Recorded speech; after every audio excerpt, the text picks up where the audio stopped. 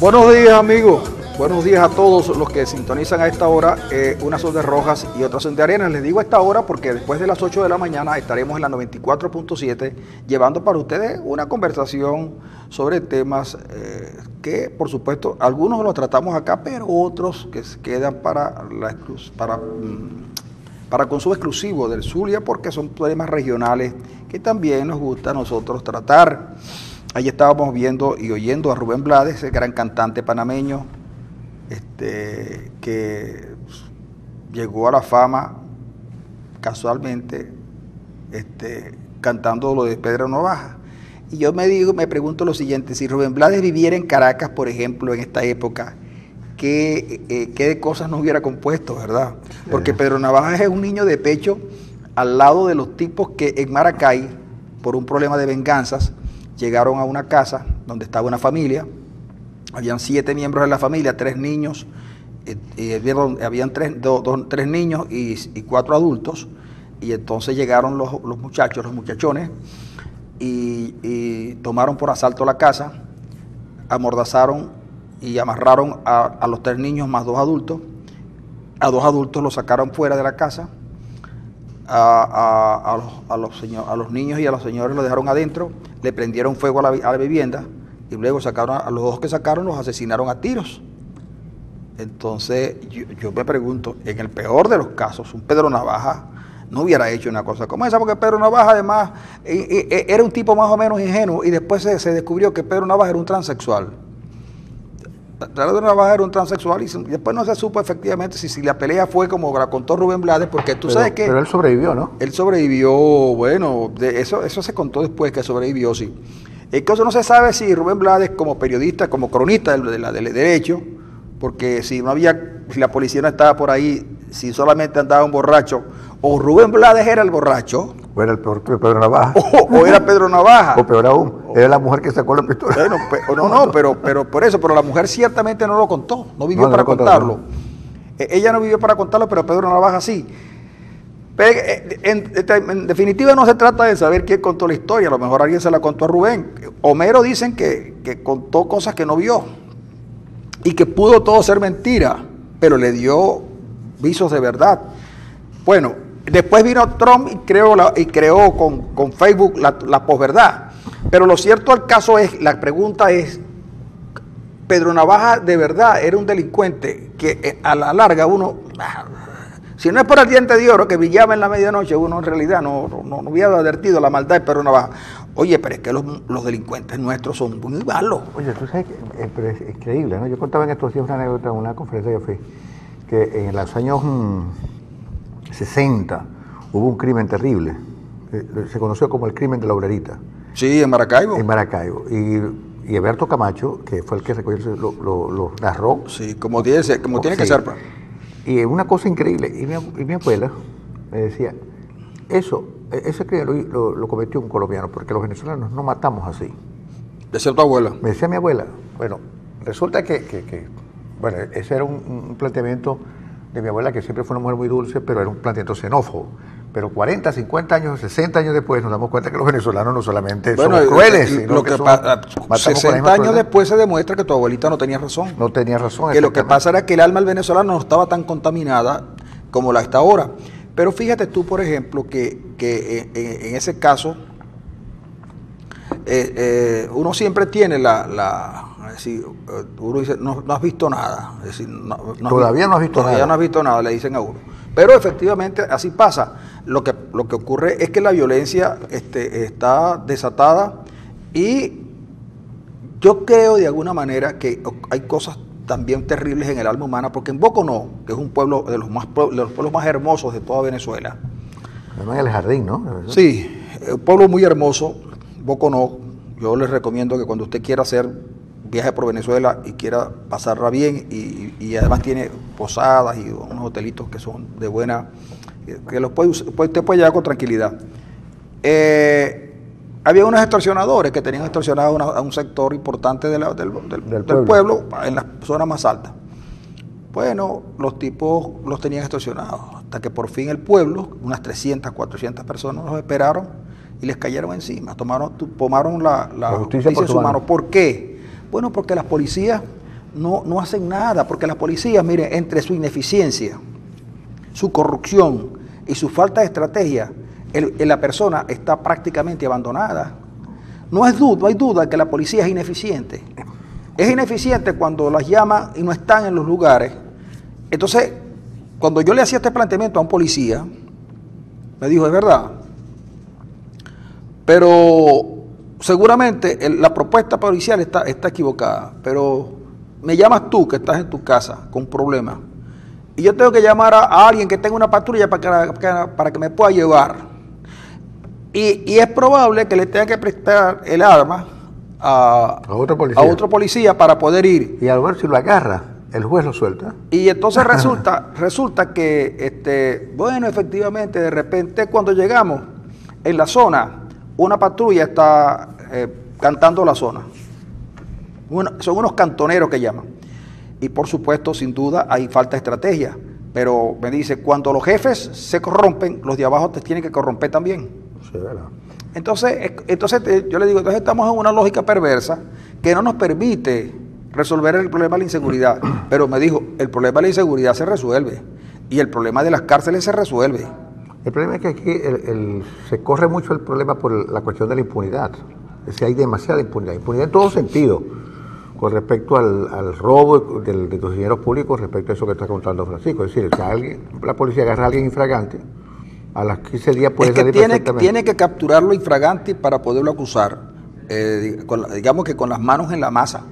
Bueno, en la masa no será porque con los problemas que hay con la harina de maíz, pero resulta que ocurre eso en Venezuela con mucha frecuencia. La inseguridad, el venezolano no tiene quien lo proteja, y no tiene quien lo proteja precisamente porque las policías que están para eso, o están muy corrompidas, o están vinculadas a sectores ilegales, o no tienen estrategia para el problema del delito, son ineficientes por la preparación y la falta de dotación, porque pasamos del policía de la calle al policía en los cuarteles. A los policías los acuartelaron el día que los militares comenzaron a tener el control. Los militares necesitan tener el control permanente y tienen los policías en un cuartel y en pequeños cuartelitos para que cuando los llamen, antes la gente tenía los policías en la calle. Pero ¿cómo tienen los policías en la calle ahora si no hay patrulla? Si las patrullas, las que hay no tienen motor, le falta repuesto, o le faltan caucho, o le falta la batería. Entonces, pero de esas cosas, de esos motores, el presidente no habla. Y extraño que no hable el presidente, que habla todos los días de todas las cosas menos de la inflación, de la corrupción, de la devaluación, de la escasez, de la inseguridad. De esas cosas el presidente de la República no habla. Habla solamente de que hay unos tipos que le quieren quitar el poder. Sí. Y que eso es de nosotros por siempre. Y que además los peruanos son malos, los norteamericanos quieren crear un muro para dividir a Estados Unidos y América Latina. Oye, y la gente lo que quiere es que se gobierne que se haga un buen gobierno. La gente no está pidiendo revolución para nada. Pero yo no sé por qué tal desempeñó en hacer una revolución entre comillas, y miren en lo que hemos parado. En todas las dimensiones de la sociedad venezolana estamos en problemas, pasamos por problemas. Y fíjate lo que está ocurriendo con el petróleo, resulta que hemos bajado la producción y los precios siguen allí, medio estancados. Bueno, porque es que el problema está en que la salida para los países no era bajar la producción. Ahora, hubo unos países Nigeria, Angola, tal vez Colombia, Ecuador y Venezuela, y Rusia, que pensaron que todas las crisis petroleras se habían generado en el mundo porque había sobreproducción. Que había sobreproducción y que había países que estaban en la obligación de comprárselo. Yo recuerdo que por los años 75, 73, por ahí, no recuerdo exactamente, pero fue en los 70, hubo lo que llaman el embargo petrolero, que le hicieron a los Estados Unidos. El día que hicieron el embargo petrolero, ese día, los americanos fundamentalmente y los europeos comprendieron que no podían seguir dependiendo del petróleo de esos países y elaboraron una política de largo plazo. Que está dando frutos ahora. Claro, cuando se vio la crisis, que los precios subieron mucho, los tipos inmediatamente se activaron. Ayer dice la prensa española que Repsol, que es la petrolera española, consiguió el yacimiento petrolero más grande de los Estados Unidos en los últimos años. Repsol. Entonces, la exploración, la tecnología aparejada a la exploración de petróleo ha mejorado muchísimo. Y entonces hay áreas del mundo donde hay petróleo a montón, pero solamente podrán sacarlo los que tengan dinero y tengan tecnología. Nosotros podemos tener petróleo, tenemos mucho petróleo, como decía Chávez, estamos nadando en un mar de petróleo así, pero no es fácil sacarlo. Ese petróleo no lo saca Venezuela, y ese petróleo además es pesado. Y esa petrolera que tenemos nosotros no sirve para ese trabajo. Esa petrolera tiene obligatoriamente que asociarse con el capital extranjero, con las petroleras que Carlos Andrés echó del país, tienen que llamarlas nuevamente. Seguramente bajo otras condiciones, pero tienen que llamarlas. Y hay que privatizar áreas importantes de la industria petrolera de Venezuela para que podamos tener una industria que sirva a los propósitos del país. Pero esa no la puede montar Maduro. Ese es el inconveniente. Esa industria no la puede montar Maduro. Entonces él depende, lo han dicho todos. Es cuando los precios del petróleo aumenten, compañeros, nosotros vamos a volver a tener todas las cosas que teníamos antes y que hemos perdido, compañero. El tipo habla así porque, claro, por la emoción, no es por otra cosa, no es por gaguera, digamos, sino por la emoción. Porque uno cuando se emociona, uno gaguea.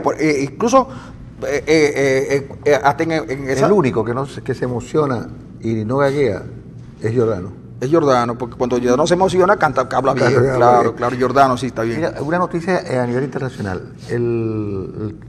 El Tribunal Constitucional surcoreano depuso a la presidenta.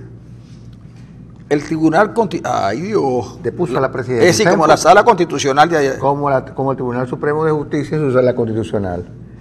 Sacó a la presidenta por corrupción y además por alterar y adulterar el espíritu democrático y el respeto a las leyes de ese país. Ay, caramba, y fue electa. Y fue electa, primera vez en la historia de Corea del Sur, que un mandatario elegido por el pueblo es depuesto por el Tribunal Supremo. Bueno, y tú vas a ver corrupta. Y tú vas a ver cómo esta sociedad lo acepta y los vecinos lo aceptan. Pero en Brasil quitaron a la presidenta por corrupta, porque es verdad.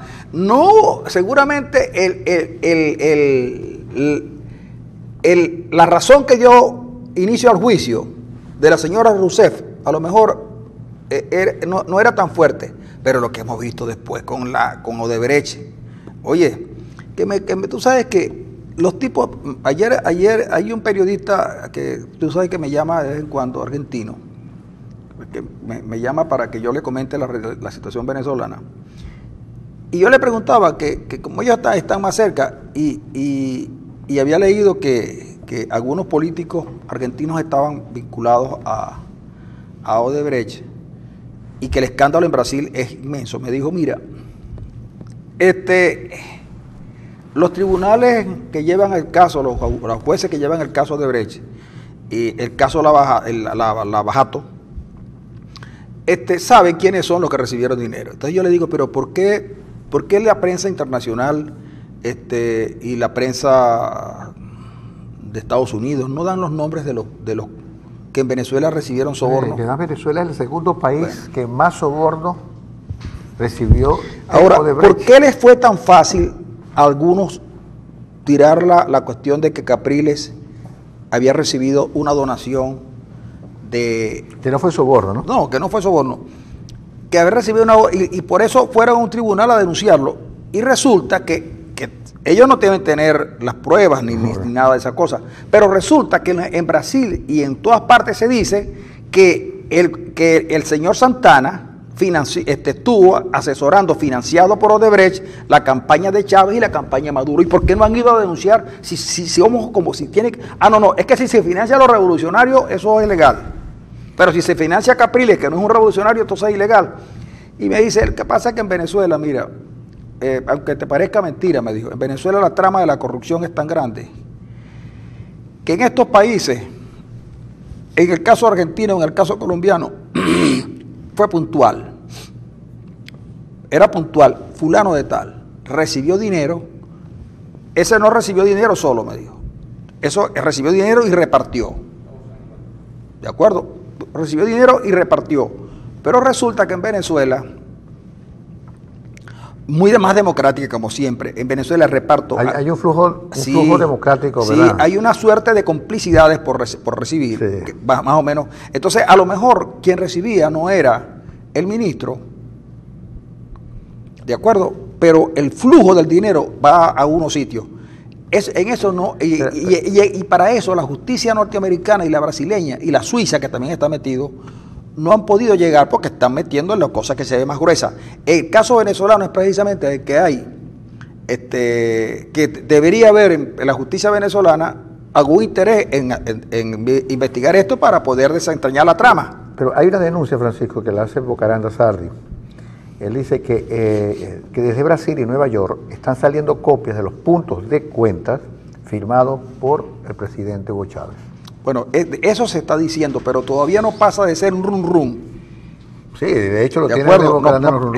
No, yo no estoy diciendo que eso no se vaya a saber, lo estoy diciendo que en el caso venezolano está tan bien estructurado el proceso que va a ser difícil establecerlo. Y por supuesto, la mayoría de los que recibieron dinero no tienen ese dinero en Venezuela porque tendrían que tenerlo ahorrado en dólares, porque los pagos se hicieron en dólares, y lo tienen fuera. Y en Venezuela no hay posibilidad alguna de saber quiénes tienen cuentas de venezolanos que tienen cuentas en el exterior. En Venezuela no hay mecanismo para saberlo. Tendrían que operar con el sector financiero internacional para que les dijera que, por ejemplo, un ministro que tuvo mucho que ver con las obras públicas tiene una cuenta en tal parte. De un exministro se dice, que ya no es ministro sino diputado, y no voy a nombrar porque no, dice que la fortuna estaba más o menos cercana a los 150 millones de dólares. El diario Tal Cual de esta semana, el semanario Tal Cual de esta semana, trae información de quiénes eran ministros y funcionarios importantes cuando recibió Odebrecht la cuestión. Cómprese Tal Cual de esta semana, que viene buenísimo. Y le trae el informe, y entonces usted podrá sacar sus cuentas, usted lo va viendo, porque hay algunos que salen al exterior y gastan mucho dinero, y no es fácil. No es fácil. Para el venezolano medio o para el venezolano de abajo seguramente no se da cuenta, pero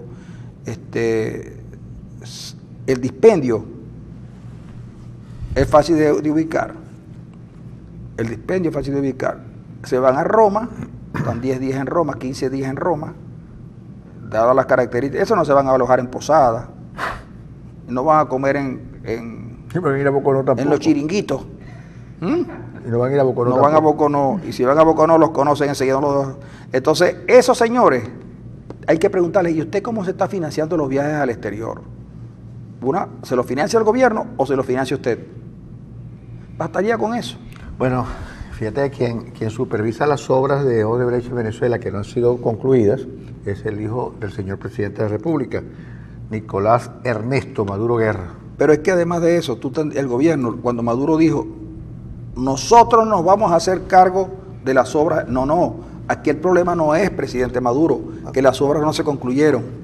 Eso no es que falta por concluirla. Ajá, y si a Odebrecht se le pagó para concluirla, usted la va a concluir con dinero los venezolanos, con el cemento y las cabillas que dice usted con que se termina de concluir, se concluyen las obras y el dinero que se le dio a Odebrecht.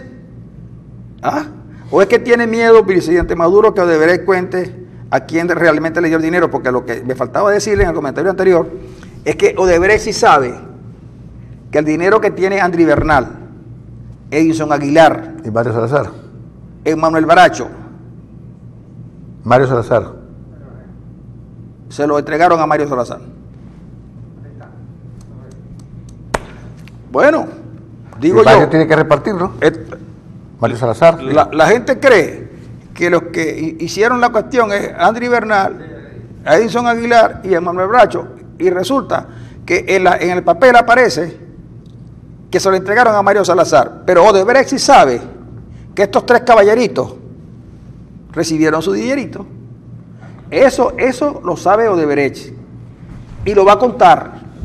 Y yo quiero estar allí para cuando lo cuente, porque si una cosa de verdad da dolor, a Lenin lo pueden haber acusado de muchos crímenes, y seguramente Lenin y Stalin se cogieron mucho dinero, sí señor, porque eran dueños, y Fidel también se cogió mucho dinero, pero nadie los va a acusar de ladrones, Nadie. ni de corruptos.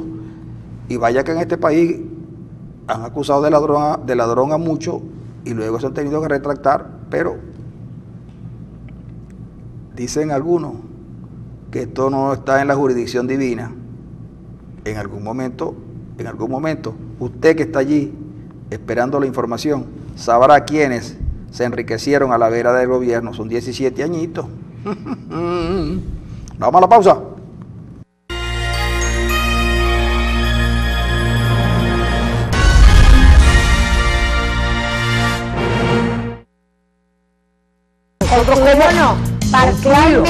Concluido, porque no tenían nada, tenían era puro el papel, no tenían nada. Arrodillarse en el poder y no en buscarle solución a los problemas de los venezolanos.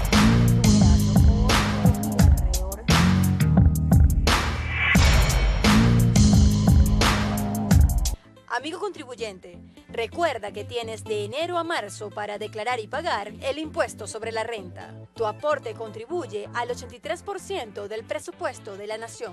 Nuestro compromiso es con toda Venezuela. CENIAT, Servicio Nacional Integrado de Administración Aduanera y Tributaria.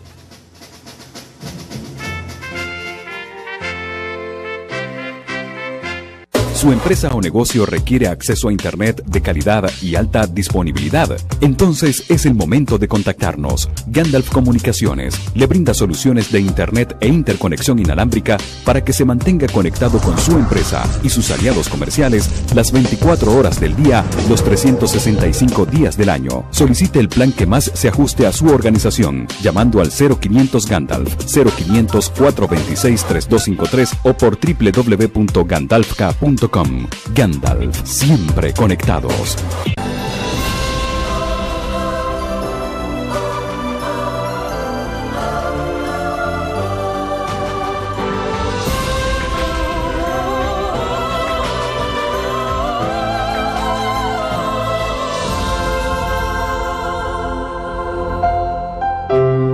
Cuando ayudas, los milagros ocurren.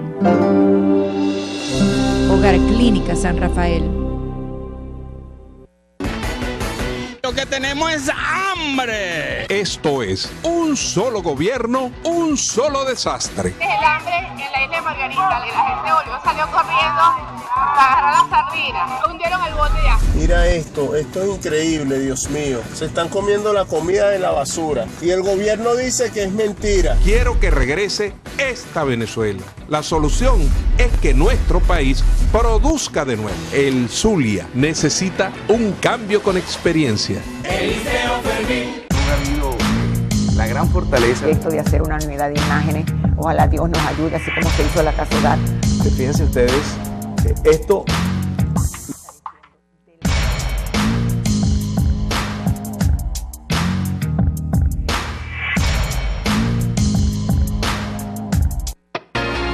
Estás viendo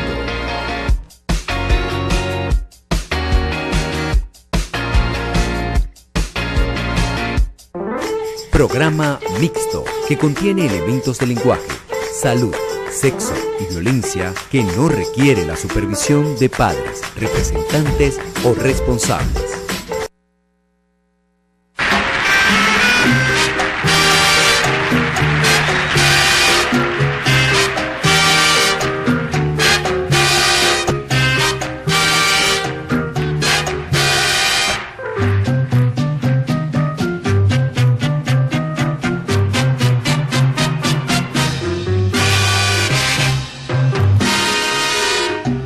Cuán falso fue tu amor.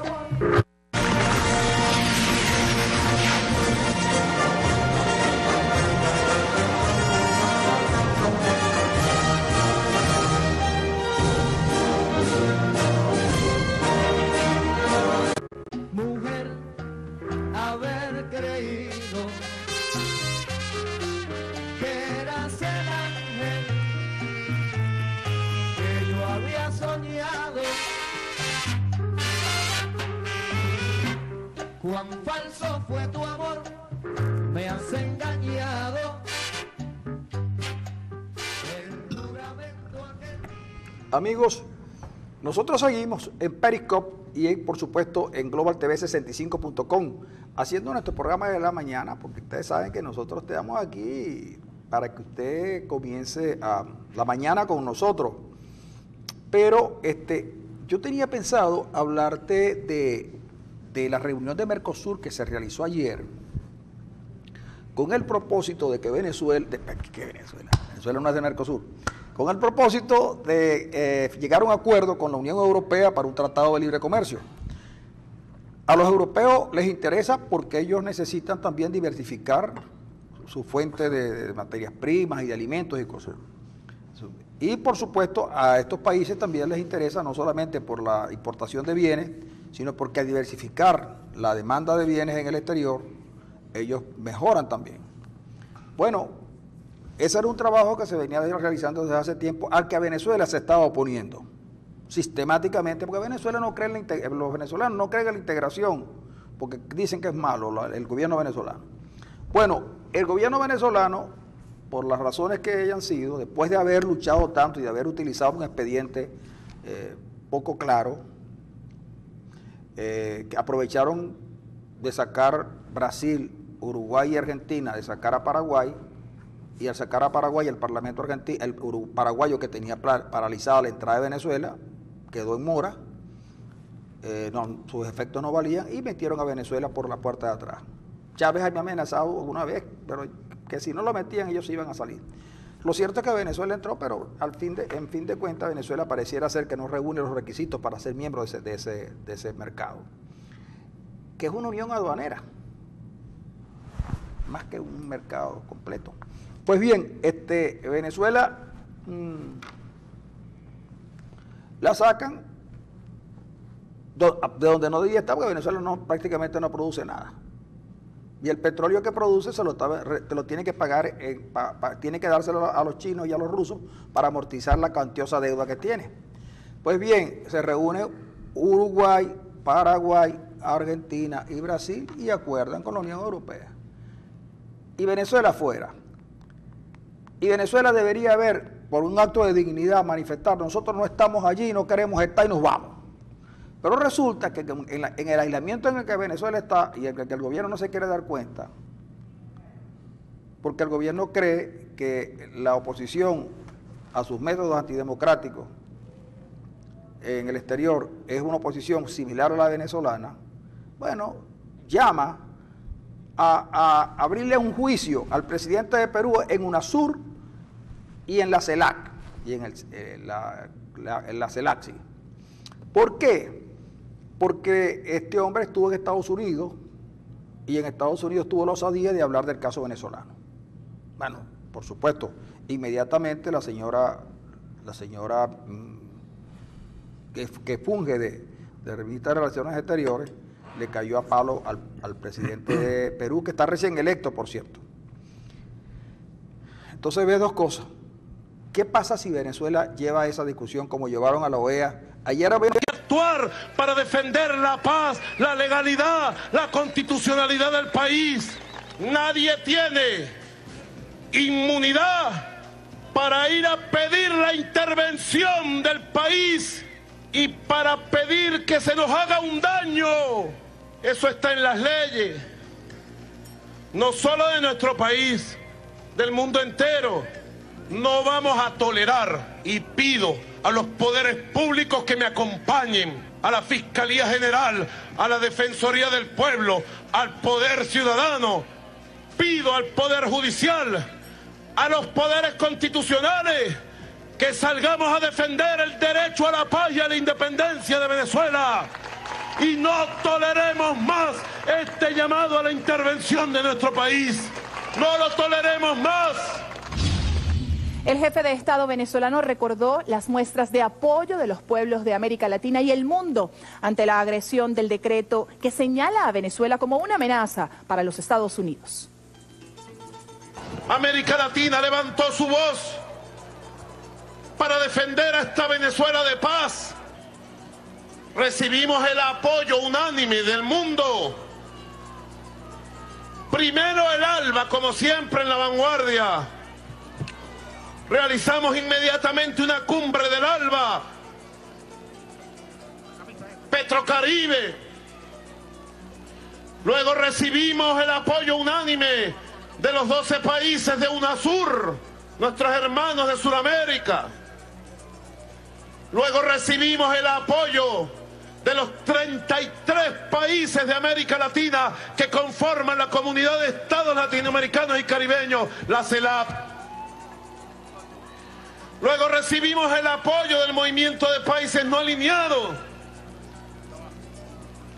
del Grupo 77 más China, y luego recibimos el apoyo por votación a mano alzada de la Asamblea General de la Organización de Naciones Unidas. El mundo entero apoyó a Venezuela en su protesta contra la agresión del gobierno imperialista de Barack Obama. El primer mandatario nacional agradeció al pueblo venezolano por su valor y resistencia ante los continuos ataques fascistas.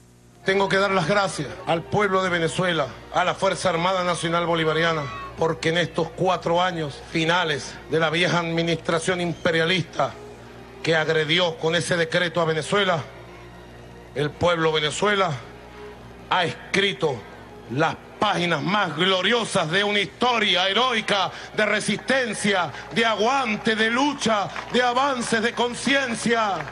Gracias a toda la familia venezolana. Venezuela fue seleccionada como presidente de la Asociación de Estados del Caribe. Así lo anunció el primer mandatario nacional, Nicolás Maduro. En la reunión de los 25 Estados miembros, 30 observadores y 8 asociados de la Asociación de Estados del Caribe, acabamos de ser seleccionados por unanimidad como presidentes de la Asociación de Estados del Caribe para conducirla en los próximos años. El que tenga ojos. El pueblo venezolano se concentró en la ciudad de Caracas en rechazo contundente a las constantes agresiones imperialistas. Hoy los trabajadores de Guayana estamos organizados aquí atendiendo al llamado del presidente de la República, Nicolás Maduro, porque se está cumpliendo un año más de aquel decreto administrativo que declaraba a Venezuela como un país, una amenaza para los Estados Unidos. En aquel entonces salimos todos los trabajadores, la sociedad civil, el poder popular y recogimos firmas para demostrarle al mundo que nosotros somos un país de paz, un país de libertad. Aquí está la juventud de la FUTE, la juventud petrolera del Zulia, representando siempre y en pie de lucha al presidente Nicolás Maduro. Una vez más, nosotros aquí, Venezuela, nosotros los venezolanos, nosotros la juventud, aquí estamos activas, en pie de lucha para defender nuestro país, si es necesario con nuestra vida, porque así nos enseñó a nosotros nuestro comandante Chávez. Nosotros somos la juventud formada por Chávez y nosotros seguiremos en pie de lucha con Nicolás Maduro, porque así lo dijo Chávez. Vamos con Nicolás Maduro. Aquí estamos la juventud chavista, como lo estamos ratificando, la juventud chavista y antiimperialista, trabajando día a día en la calle, creyendo en esa juventud que se ha sumado al trabajo con nosotros, con el deporte, la recreación, todo ese trabajo en el que cree la juventud, que radicalmente somos chavistas.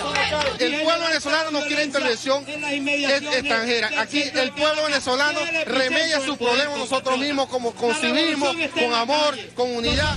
Como parte de la celebración del Día Internacional de la Mujer, el presidente de la República Bolivariana de Venezuela, Nicolás Maduro, aprobó recursos para potenciar las políticas públicas dirigidas a las féminas venezolanas. Me han propuesto un conjunto de decisiones que permitan ir elevando la capacidad de atención a la mujer venezolana, ir llevando a un nivel cada vez más elevado las políticas públicas, las misiones y grandes misiones para atender a la mujer, para atender al hogar. En el marco de la gran misión Hogares de la Patria, hemos llegado con el programa de Hogares de la Patria a 500.000 hogares y me han propuesto en el transcurso de los próximos 60 días incrementar en 500.000 nuevos hogares y llegar a 1 millón de hogares de la patria en los próximos 60 días. Ha aprobado el crecimiento y expansión de la gran misión Hogares de la Patria. 500.000 nuevos hogares con la mujer al frente. Además, creó la micromisión Paula Correa para ampliar y fortalecer la red de centros de atención y formación integral a la mujer. Asimismo, aprobó el lanzamiento nacional de las unidades de atención y prevención de la violencia contra las mujeres y la promoción de los derechos sexuales y reproductivos en todos los centros de salud. También lanzó una campaña nacional por el parto humanizado contra la violencia obstétrica. Finalmente, instruyó a la banca pública destinar el 45% de la cartera crediticia a mujeres emprendedoras. El presidente Nicolás Maduro encabezó la incorporación al Panteón Nacional de los restos simbólicos de Matea, Hipólita y la jefa indígena Apacuana. La jornada, que rescató la memoria histórica de las heroínas de la patria, se llevó a cabo en el marco de la celebración del Día Internacional de la Mujer. Este es un acto muy simbólico y significativo. No hay una mejor manera en este año 2017 de celebrar, de reivindicar, de resaltar el Día Mundial de las Mujeres, que traer la fuerza, la energía y el espíritu de estas 3 hermosas y extraordinarias mujeres al panteón de los héroes y las heroínas de la patria. Hipólita Bolívar, Matea Bolívar y Apacuana de los Quiriquiris. Quiero agradecer la presencia de la mujer venezolana hoy en las calles de Caracas, pedir para esa mujer que está en la calle, en la lucha, en la batalla, con la consigna, con el canto, con el pensamiento y el compromiso, todo nuestro aplauso y reconocimiento a las mujeres que están en las calles batallando todos los días. Los cantos indígenas a cargo de la Orquesta Sinfónica Guarao dieron inicio a las actividades de homenaje a las heroínas de la patria. Allí el presidente Nicolás Maduro, acompañado por autoridades venezolanas, y el secretario ejecutivo del ALBA TCP, David Choquehuanca, hizo una ofrenda floral ante el sarcófago del padre libertador Simón Bolívar. Seguidamente, los restos simbólicos de Matea, Hipólita y Apacuana fueron incorporados al Panteón Nacional, donde el jefe de Estado venezolano las colocó en el sitial de honor. El Teatro Negro de Barlovento y el Grupo Madera se sumaron a los honores al escenificar tradiciones afrodescendientes.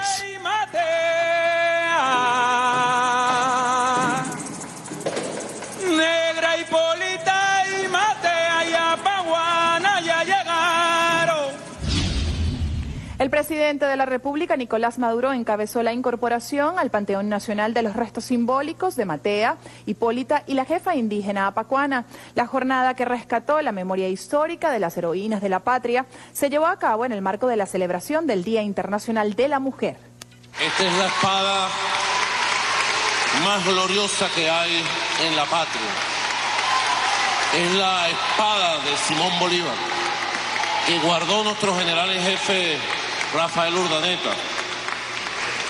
Y hoy la entrego por primera vez a 2 mujeres, pioneras y constructoras de los derechos de nuestros pueblos, de las mujeres, y sobre todo son constructoras del futuro. Esta espada, Noelí, es para ti y para los hermanos pueblos guayú, en buenas manos, para la batalla por la liberación de nuestra patria, la patria grande. Igual, querida camarada María León, esta espada ya está en tus manos hace tiempo, porque María León, además de bolivariana, marxista-leninista, chavista, desde siempre ha sido seguidora de nuestro general en jefe, Rafael Urdaneta, ha sido urdanetista. Una de las primeras mujeres en reivindicar a Rafael Urdaneta cuando las oligarquías lo sometían al olvido eterno. Así que esta espada ya está en tus manos. María León, llévala en la batalla por los derechos de la mujer y el socialismo. Asimismo, el primer mandatario nacional entregó la condecoración Libertador Simón Bolívar en su segunda clase a la líder indígena argentina, privada de libertad Milagro Sala, a la historiadora y profesora universitaria Iraida Vargas. También fue condecorada la activista de los derechos humanos a favor de los migrantes, Inmácula Nervil, la historiadora, escritora e investigadora Carmen Boorques, y por último recibió el reconocimiento la activista y luchadora social Gloria Marleni Vanegas, mejor conocida como La Caperucita. Hasta aquí esta emisión del Noticiero de la Patria. Sigamos juntos construyendo una Venezuela para todas y todos. Mi tierra es madre, mi patria es hembra, un continente que no se deja en la trinchera. Combatiré, un buen soldado, buena mujer. La lucha de los pueblos reposa en el vientre de la mujer latinoamericana. Es la liberación, es el amor, es el reencuentro en el centro de la vida. La mujer luchadora, revolucionaria de los tiempos, paridora del futuro de la patria.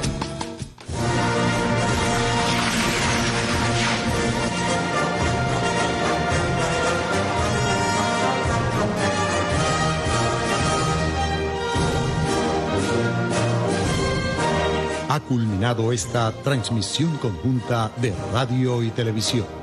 Gracias por su atención. Sigamos haciendo patria.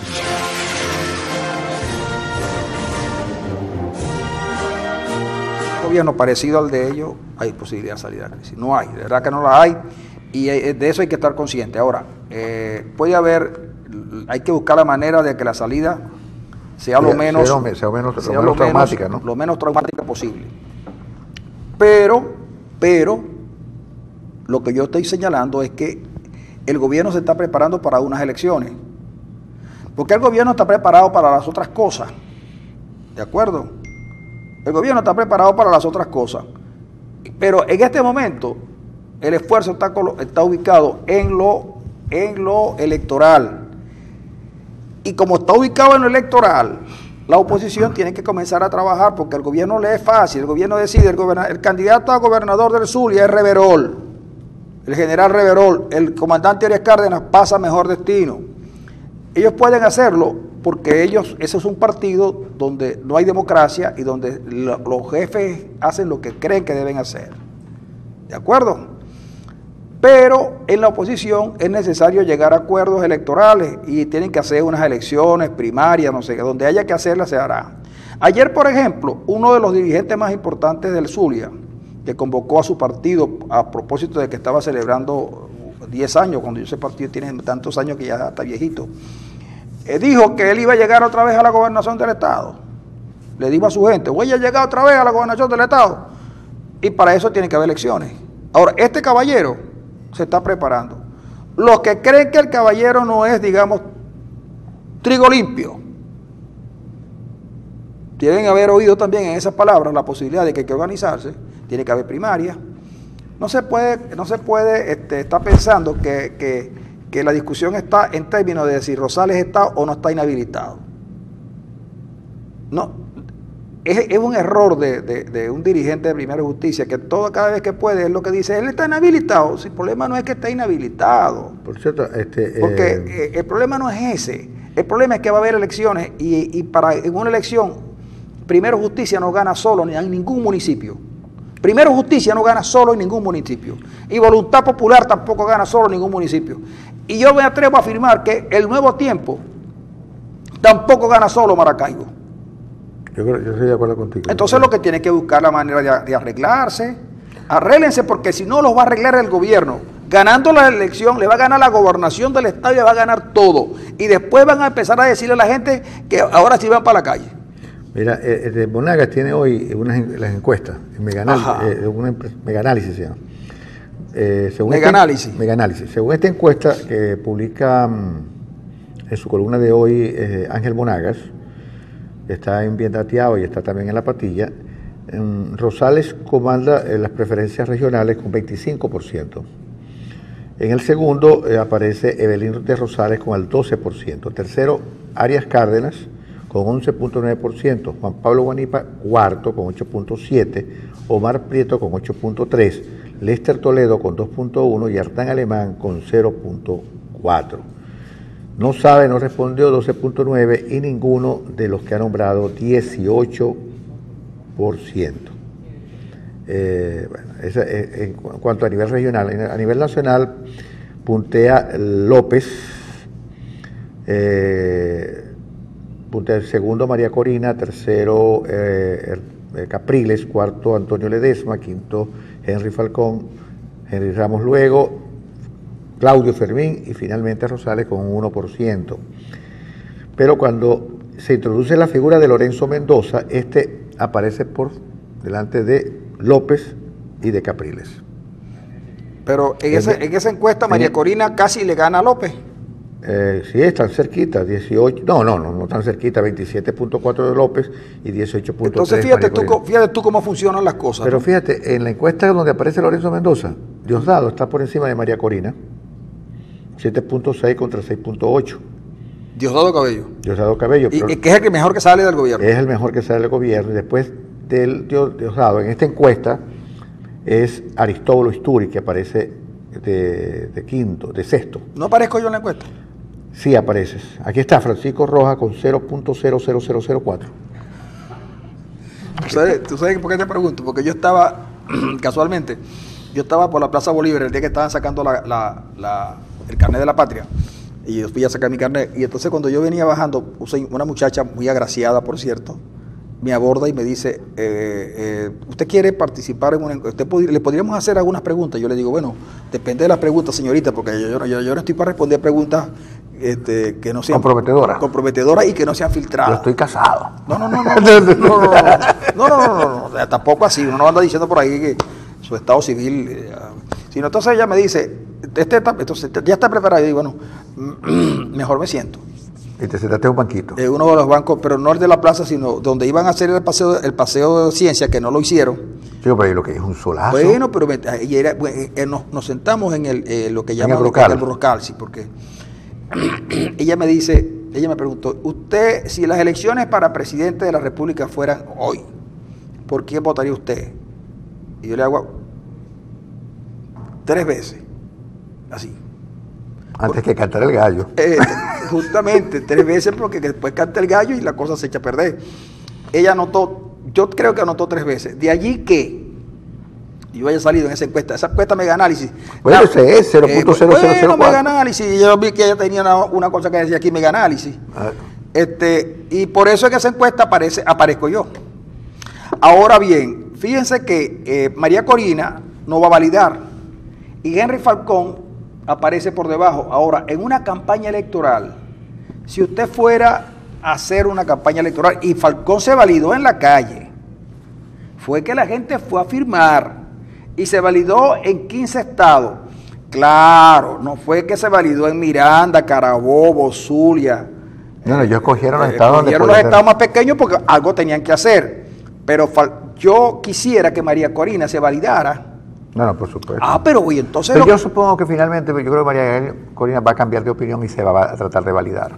Bueno, yo no sé, porque como yo he venido manifestando, he venido sosteniendo el argumento de que Venezuela se enloqueció y el gobierno también. Ahora, el gobierno enloqueció a la gente, ¿no?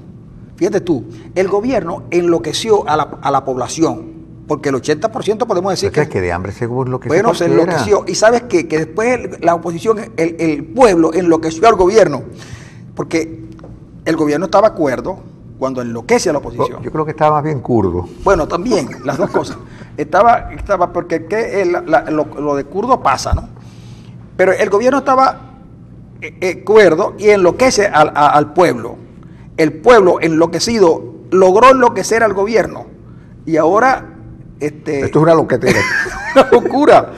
Esta es una locura que dice que llegan a decir que en Venezuela en los últimos tiempos no ha habido muertos en las cárceles. Es increíble. Que esto no ya las no, pero hoy ha disminuido. Hoy la organización, la OVP, ¿cómo se llama? La de Prado, dice que ha habido 174 muertos de presos el año pasado. Y entonces resulta que trae versión final este detalle para justificar la locura. Pérdidas de PDVSA se calculan en 12 millones de dólares anuales. Revelaron daños inducidos en la refinería con retraso en las paradas de mantenimiento. Entonces,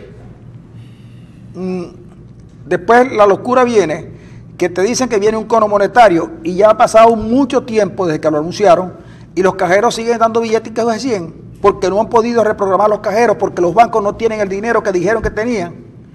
Resulta que no habían pasaportes. Oye, pero entonces después descubrieron que sí habían pasaportes para que a los que pagaran una cantidad 120.000 bolívares.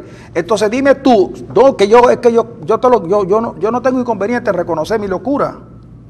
Yo la reconozco. Yo lo que quiero hacer ver es a este loco que tengo aquí, que él realmente está loco, pero si él reconoce que está loco, es un acto de cordura.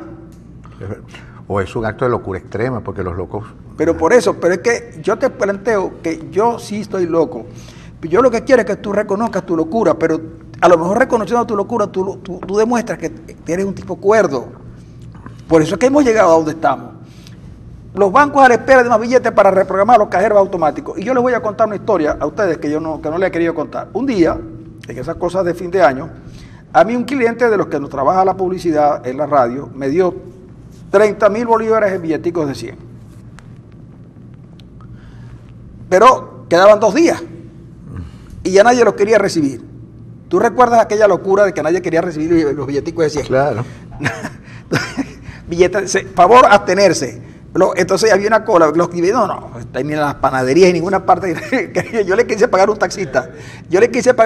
Pero yo de honesto le digo al taxista, mire, yo voy para el canal, para Global TV. Yo no se preocupe, señor, pero tengo billete de 100, se me baja aquí. me bajó por allá por Doral Norte. Ok, llego a la Pata del Colibrí. Y entonces está Monaga, está Jiménez, está Rodríguez y está Chávez. Y yo vengo y les digo, bueno, muchachos, vamos a repartir las utilidades de este año. Y entonces saco los billeticos y se los doy. Monaga los dejó caer en el piso. Monaga dejó caer los billeticos de 100 en el piso, que yo recogí. Bueno, los demás se los llevaron. Y cuando me dicen a mí, no, si Maduro prorrogó la cosa. Hasta el 20 de marzo, ¿no? Sí, no, pero ya hasta siempre. Hasta siempre, sí, hasta siempre, comandante. Sacarlos poco a poco, ¿no? Bueno, después de esta historia, Mario dice que lo mejor es tomar café y marcharnos a la pausa.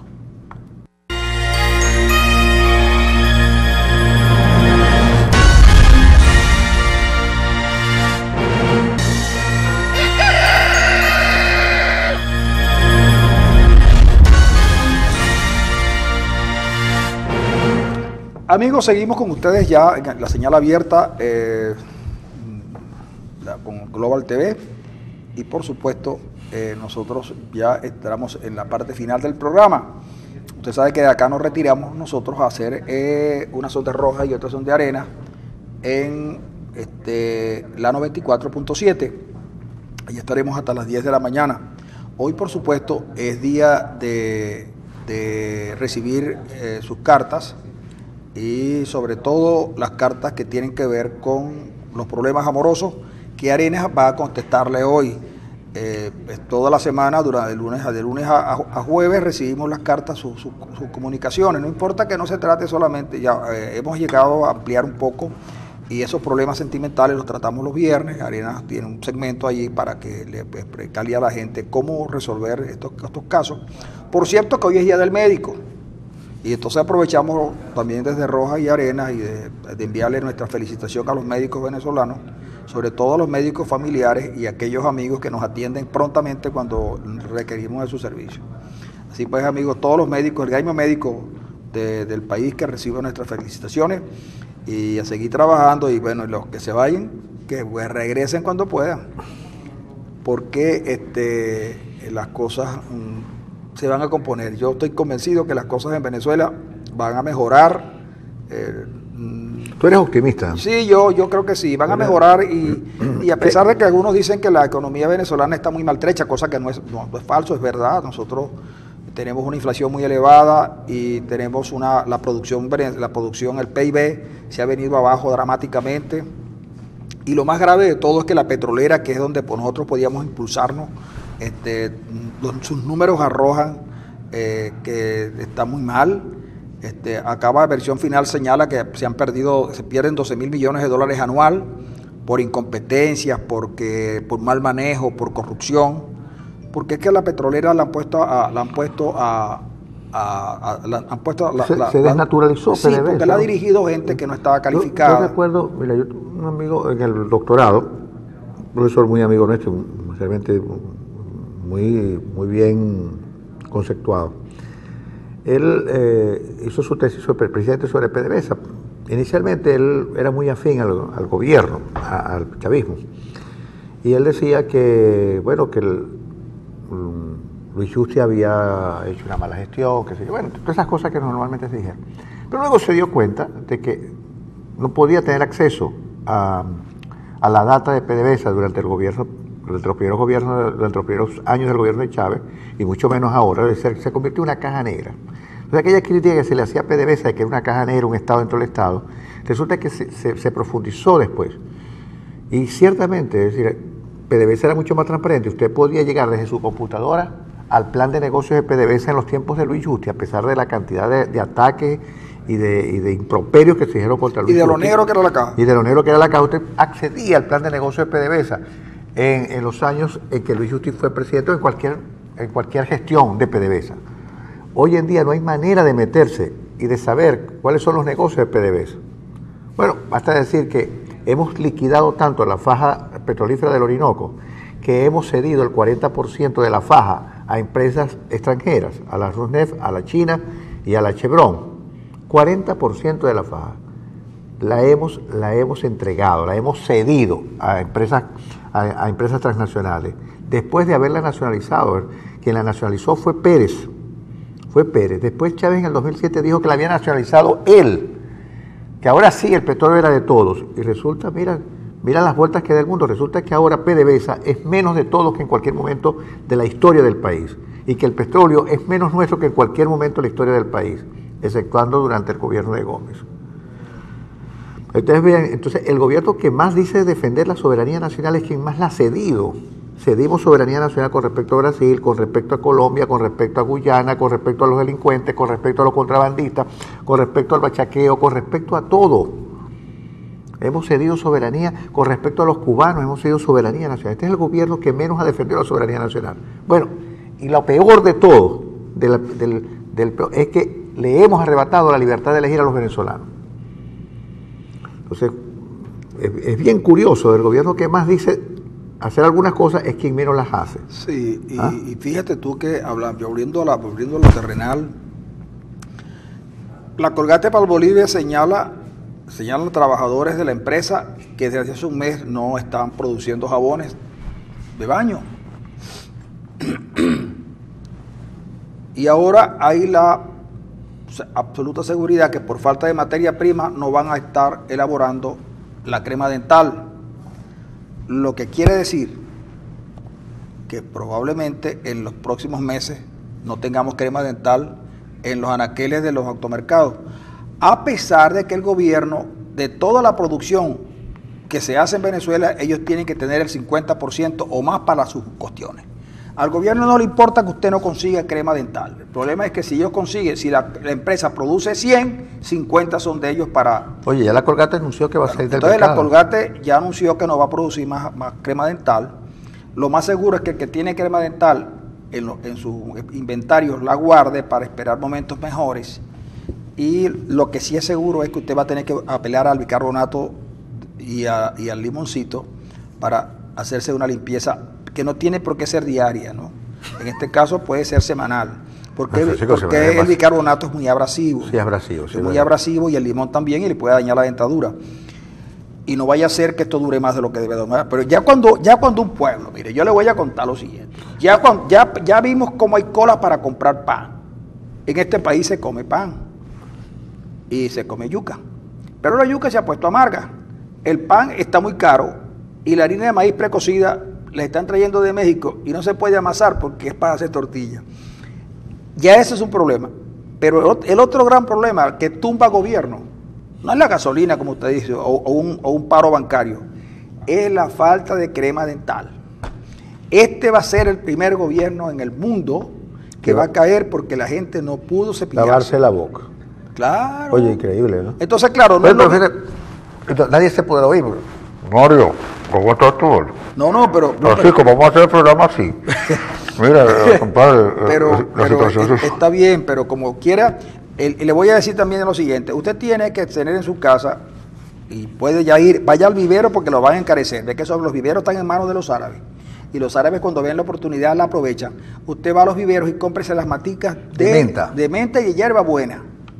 Y las tiene en su casa. Además, así usted entra en lo que llama la agricultura urbana. ¿De acuerdo? También le voy a decir lo siguiente. Se puede usar el cristal de sábila. Pero cuidado que le quedan pedacitos de la piel de la sábila porque entonces la boca se le pone amarga. Francisco, pero es que el cristal también es amargo. No, el cristal es una maravilla. Pero amargo. No. No es amargo. Si tú lo limpias bien. Ajá. Es decir, por lo tanto usted tiene que tener su matica de sábila. Y como quiera que los platos... Y llantén, Francisco, llantén es bueno para la papera, ¿viste? No, el llantén es bueno para cuestiones ulcerosas, para esa cuestión, para las úlceras es bueno. ¿Y grame piedra? ¿La qué? ¿Tuatúa? Tuatúa sirve para la cuestión de la diabetes, el tuatúa. Pero bueno, no me pongan a mí con esto, pero lo que le digo es lo siguiente, bicarbonato y limón, y además tiene que tener su matica de menta, su matica de hierbabuena. Con una sola hojita basta, usted por ejemplo, no se cepilla los lunes, sino los miércoles. No, Francisco, pero es que demasiado, Francisco. Pero es un solo día, Arena, porque es que le... Ajá, ¿y qué me dices del papel toalé, que también falta? Lo están vendiendo en las calles. A 1.200 bolívares. No, el rollo, ya están vendiendo en las calles. No hay en los automercados, pero en las calles hay. Oye, yo. ¿Ah? Increíble, ¿verdad? Claro. Entonces, pero no me saques del juego, porque de verdad que lo que la Colgate Palmolive ha dicho es una cuestión que el venezolano ha internalizado. Yo siempre le dije a la gente que no había que usar mucha crema dental, porque esa es la publicidad que ponían aquel chorrito y le hacían 3 pisos. No, eso daña la dentadura también. Entonces tiene un poquitico nada más, pero la gente no lo sabía. Cuando salgamos de esto, usted va a tener nuevos hábitos. Eso es bueno, porque las crisis producen nuevas situaciones. La crisis no significa el colapso, derrumbe definitivo, bueno, significa nuevas oportunidades. Aquí me dice alguien que escribe siempre, me dice, en Venezuela se acabó el pan de piquito. Hace años. Sí. Ya no queda sino... ¿Cuál es el pan de piquito? Tú sabes que tiene piquito. ¿Usted cuál es el pan de piquito? La yuca se puso amarga y la arepa cuadrada. Ve, si la gente es capaz de comer yuca amarga a riesgo de morirse, no importa qué forma tenga la arepa. Ahora, Francisco, te digo una cosa. La yuca amarga es letal siempre que se coma. Siempre que se coma. Menos en el casabe. En el casabe se come porque el casabe la ponen al sol para sacar un poco los tóxicos y luego la ponen a cocinar y entonces pierde la toxicidad. Si no, nosotros en Oriente nos hubiéramos muerto todos. A mí me encanta el casabe, pero el casabe en Oriente, mira, tú podías... yo no sé si esto le gustará a usted, pero el casabe con queso es bueno. El casabe con papelón, es una ricura. Tú comes casabe, pero y dígame si comes casabe, papelón y queso, y en la sopa tú le colocabas el casabito y ibas comiendo con casabe. Y además le puedes poner ron. Tú puedes con el casabe hacer lo que quieras. Incluso muy versátil. Incluso ponerle caviar. Es muy versátil. Sí, es muy versátil el casabe. Y además hay una mezcla que hacían con papelón, pero la mezclaban para hacer una torta más pequeña, pero que sabía que tenía un buen sabor. Pero desgraciadamente, yo no sé de dónde sacaron eso. Ahora, aquí en el Zulia, cuando nosotros dijimos, porque no quiero decir que fue porque lo dijimos nosotros, pero yo dije en un programa de radio que en el Zulia no había cultivo de yuca amarga. Y hay, ¿no? No hay. Ahora ya, hoy trae versión final la nota de que están trayendo yuca amarga de Colombia. Así sí, que metan yuca amarga con yuca buena y la puedan vender, pero la yuca amarga se reconoce enseguida. Mire, usted no sabe lo que se sufre cuando alguien le vende a uno yuca y la yuca está dura. A uno le da como rabia, pues, ¿no? Pero eso es posible que ocurra. Y la yuca cuando se pasa de su ciclo de cultivo, se pone como leñosa, ¿no? Y entonces, por eso es que la yuca hay que sacarla. Hay que cultivarla y sacarla en su tiempo, porque se daña. Por eso es que si tú no tienes buenos precios, pierdes. Sí. Por eso nosotros recomendábamos cuando estábamos en la universidad que los cultivos de yuca fueran cultivos muy pequeños, cosa de que cualquier situación anormal en el mercado no dañara el cultivo completo. Pero desgraciadamente ahora dicen que los venezolanos están consumiendo yuca amarga, y esa yuca amarga se cultiva mucho en Oriente, pero en el Occidente poco. Y sí porque aquí no se hace trae versión, no sé, si cultivo de yuca amarga se hiciera casabe. Mira, aquí dice este amigo que nos escribe que la bolsa de San Francisco, es decir, las bolsas clave de San Francisco, cuesta 19.000 bolívares y con productos Polar y no mexicanos que no sirven para nada. Bueno, pero es que el problema es que el alcalde de San Francisco las venderá él solo allá, pero aquí en Maracaibo, ahora Mario vive en San Francisco, Andri vive en San Francisco y Emanuel vive en San Francisco y no tienen acceso a esa bolsa CLAP. Aquí dice el patriota que se prohíbe hablar mal de Nicolás y de Chávez, a propósito de lo que dijimos anteriormente, de que estaban saliendo órdenes de puntos de cuenta firmados por el propio presidente Chávez. Pero yo le digo al patriota que muchas gracias por escribirnos, pero que entonces logre que eso que dice, que nos envíen la comunicación firmada por una autoridad de la región, que nos diga, mira, está prohibido vincular a Chávez y a Maduro en el caso de Brecht, y tengan la seguridad que nosotros nunca más volveremos a decirlo. Pero tienen que enviarlo por escrito, que eso se puede, eso también es bueno. Pero incluso nosotros aceptamos la firma electrónica de Chávez. Pues claro, usted nos envía por escrito que no se puede hablar mal de Chávez ni de Maduro, y usted lo firma con la firma electrónica de Chávez. Nosotros lo acatamos, porque nosotros estamos aquí para acatar las leyes y los caprichos de los gobernantes. Sí, señor. Mira, el pueblo tiene miedo de validar, porque recuerda la lista de Tascón, dice Jesús Villalobos. Esa es una campaña del propio gobierno. ¿De acuerdo? Esa es una campaña del propio gobierno para atemorizar a las personas para que no vayan a validar. Pero es que es lo que yo no entiendo, qué fácil es comprar las propuestas del gobierno. Aquí lo escribe un chavista y dice, Conatel los está siguiendo, ustedes van para afuera. Somos sí. Conatel y van fuera del aire. Dice. Bueno, cuando Conatel venga a buscarnos a nosotros, le preguntaremos, Conatel, ¿qué hemos hecho nosotros para merecer este castigo? Sí, ¿acaso nos hemos portado mal, Conatel? ¿Acaso hemos dicho alguna mentira, Conatel? Quizá le hemos puesto un poquito de humor, tal vez algo de ironía, y seguramente un poquitico de sarcasmo, pero más allá de eso, Conatel, ¿qué vas a hacer con nosotros, Conatel? ¿Acaso piensas crucificarnos, Conatel? ¿O es que nos vas a enviar al exterior con el muchacho este que fue al Mundial de esquí? Si es así, que venga Conatel. Gracias a Dios tenemos la suerte de tener una olla de presión que podemos montar y desmontar las veces que sean, y no una bomba de tiempo a punto de explotar. Bueno. Amigo, me dice Mario que hoy es viernes. No hay pan de piquito. La yuca se puso amarga. La arepa cuadrada. La arepa está cuadrada. Y nosotros tenemos que irnos a la radio. Y yo me pregunto, Arena, ¿con qué vamos a abrir el programa de radio hoy? ¿Con qué abrimos el programa de radio? Me gustaría que lo abriéramos buscando pan de piquito. Lo vamos a abrir, el programa de hoy lo vamos a abrir de la siguiente manera. Vamos a llevarnos unas empanaditas crocantes. Las vamos a abrir, uno las aprieta así, porque la empanada hay que apretarla, ¿no? Pero no es como si aprieta una paloma. y se le pone el picapancho. Y después a la boca. La única que no lo hacía así era Raquel Castaño, porque tenía esa boca tan grande, Raquelita Castaño. Las bocas, ¿ustedes recuerdan alguna boca más grande que la de Raquelita Castaño? Que por cierto, Emanuel, si pudieras terminar con Raquelita sería formidable, pero yo sé que no. Amigos, nos marchamos hasta el lunes.